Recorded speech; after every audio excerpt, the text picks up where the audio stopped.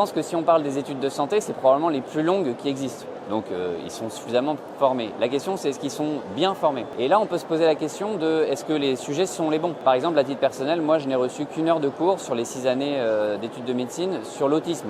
L'autisme, c'est 700 000 personnes en France. Sur la sécurité des soins, je n'ai rien reçu.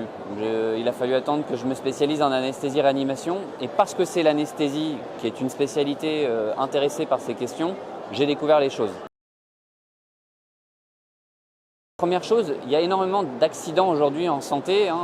En France, il y a eu des études, les enquêtes nationales sur les événements indésirables graves associés aux soins, qui laissent penser qu'on serait peut-être autour de 60 000 par an décès évitables. Deuxième réponse, c'est la qualité de vie au travail.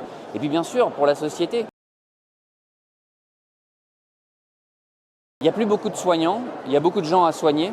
Et si on les envoie en formation, comment on fait? Donc ça, c'est un des arbitrages sur lesquels il faut vraiment prendre le temps de réfléchir. C'est-à-dire qu'il faut pouvoir permettre aux soignants d'aller se former, mais il faut aussi développer des nouvelles stratégies avec des modalités nouvelles au sein des organisations, faire des micro-temps de formation. Alors on parle de micro-learning, faire du e-learning, faire de la simulation, profiter de temps comme les réunions de morbimortalité pour aussi faire des formations. Donc essayer d'utiliser tous les temps possibles pour former les gens sur place.